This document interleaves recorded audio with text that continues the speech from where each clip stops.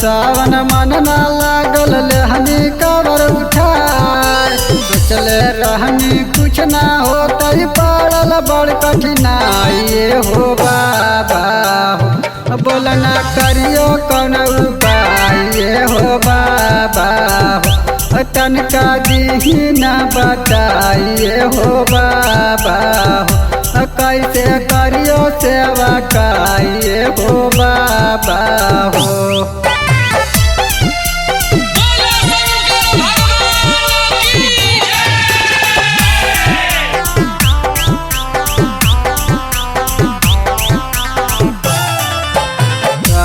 लगे सुया परिया बघवा के डहा सुल्तानगंज से लैबै जलवा उठाइए हो बाबा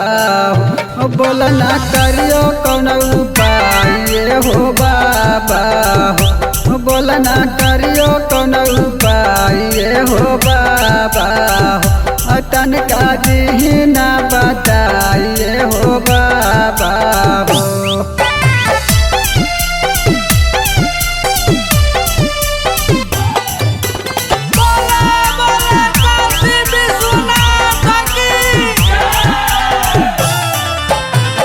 रावण के चाकर में हम गेलिए बिगत कृपा कर हो भोला बाबा होते बेड़ा पारिए हो बाबा हो बोलना करियो कौन उपाय हो बाबा हो तनका दीना बताइए हो बाबा हो कैसे करियो सेवा काइए हो बाबा हो।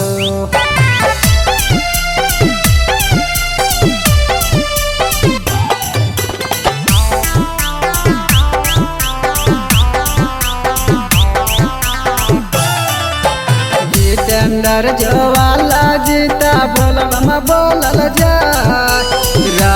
राखल कावर गेल कांधावा पिराइए हो बाबा